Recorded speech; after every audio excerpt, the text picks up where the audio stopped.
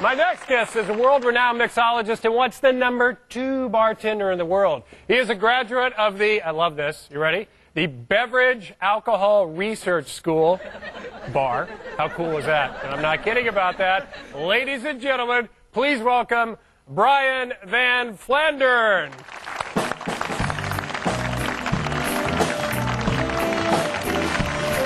How you doing, Brian? Good to see you. Wow, look at that.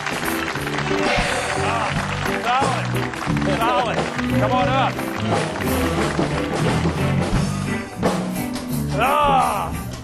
Bang.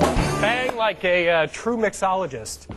Well done. Look at you. You're a sharp-dressed man. Well, you are the best-dressed man we have ever had on this show. I'm sorry for that. No, it's really outside. You wear it well, though. Well, thank you. I like that. So, mixologist. When did a bartender actually become a mixologist? Well, you know, prior to Prohibition in the United States, when they made it illegal to drink alcohol for 13 years, being a bartender was a highly respected profession. And only in the last 4 or 5 years did I start calling myself a mixologist, which we're defining as a bartender who seeks out the freshest ingredients, the highest quality spirits, balances the acids and sugars. It's like approaching a cocktail like a culinary art form. Most sommeliers, they take 2 or 3 days of spirits training, and they regard themselves as experts in the field.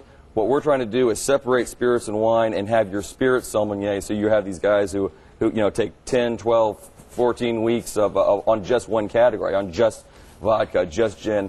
I could talk to you for 3 hours on tequila, but speaking of which, I brought nice little segue there. Yeah. How did you know I like tequila?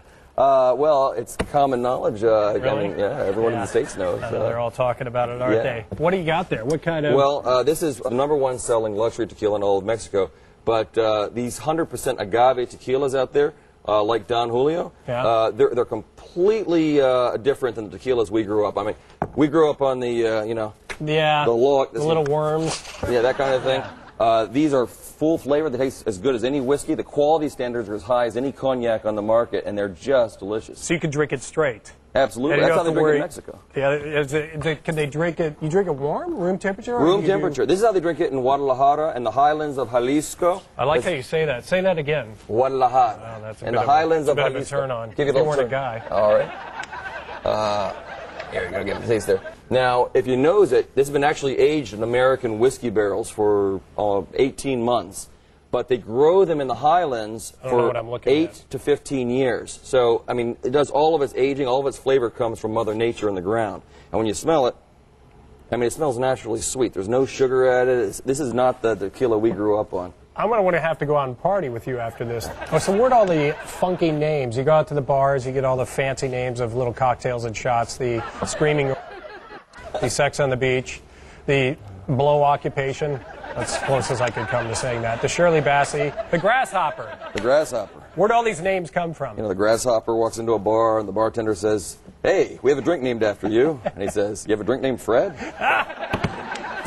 A little late on the rim shot there. The old Fred, yeah, he's over there. You have your own little Don Julio up there, I see. You hear a few things about alcohol. You hear, if it is great quality, it won't affect you the next morning. That goes for any type, right? Great wine. Yes. But here's the key. The lesser spirits will put sugar back into the product. And it's the sugar that makes us feel bad the next day, not the alcohol. The alcohol dehydrates us. So when you have a really well-made spirit and a clean distillate, you feel a little dehydrated, just get some water, rehydrate yourself, and you're ready to go. Once again, responsibility. Responsible. This is all about being responsible with Don Julio. Yeah, no, that's not where the drum roll goes, no. Yeah, earlier. We needed you earlier when Fred came out. All right, but we're going to throw it to a video. My friend Sheikh Heikel, and it's a new, yeah, I don't know. It's he's a cousin of Don Julio. Yes. And he's interviewing the Kaiser Chiefs. Oh, huge band. To the Sheikh. Big. They're opening for U2 this summer, touring around the UK. Well, he's opening for Bono. I like it. Exactly. And while we're doing that, you and I are going to go over and set up the bar. Sounds great. All right, Sheikh, take it away. All right, thanks, Sheikh. You can tell our global ambassador of health has been in a couple bars. That's what I'm thinking. All right, Brian, what do we have here? I thought we'd make a cocktail today, the official cocktail for ASIA UNCUT. ASIA UNCUT's official cocktail. Yeah! Woo, woo! Nowhere else does this exist. Sweet. So we prepped the glass in advance. We made a little garnish. I think we're going to call this a flaming viper. Oh, nice. You got a little viper on there? Yeah, well, you know what? I'm using some snake fruit, cool. which of course is indigenous to Indonesia, from what I understand. The skin is a snake fruit. It is scary. So we put a little snake tongue with a cucumber and peel the whole orange there. Anyway, when we're making a great cocktail, we want to balance the acids, the sugars, and alcohols. And you always build it in a mixing glass. We're going to start with our least expensive ingredient. And then Can we say what it is? Yeah, the fresh squeezed lime juice. And that's the key word, always fresh. We always want to use fresh squeezed ingredients. Right now, this is actually agave nectar. It's when you take the tequila is made from the agave plant. And when you cook it down, before you distill it, you can take some of it and reduce it and make a nice, beautiful syrup, honey. And dip your finger in there. It's really sweet, but it's really, really tasty. Nice, right? It's quite nice. Yeah, it's nice. So now, I thought we put a little egg yolk in there, a little egg white. Egg white? Yes. What it does is, it actually, when we shake it up, it's going to add a little bit of foamy texture, but it's not going to alter the flavor of the cocktail. Okay. It's all about texture. Excellent. And I'm going to add just a little bit more acidity because I think that's going to work it. Okay. And finally, our most important ingredient, the tequila. This is the Don Julio Blanco. Is that Don Julio? Yes, of course. What a coincidence. You do. By the way, you are the global ambassador of Don Julio. Do I have that right? I literally have the best job in the world. That is excellent. My job description is to travel the globe and to the highest end hotels, restaurants, and resorts, and to educate people on tequila. You used to work at a Michelin 3-star restaurant, so you are a Michelin 3-star mixologist. Well, who are we kidding? A little bit more, right? All right. Yes, Michelin 3-star. Chef Thomas Keller in New York. And now that we've got our cocktail set up, we're going to go ahead, throw some ice in there.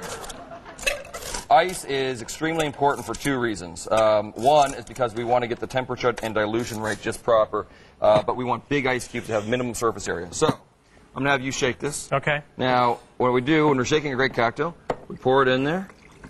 This is a Boston shaker, so we grab the base here, and we get a firm smack. And if you get it there, you get a nice... Nice, just like it's a bare bottom. You have to be very confident to do that, but that's not a problem. What you're going to do is you're going to grab it by the thumb here and your pinky there. You're going to shake it back and forth and up and down.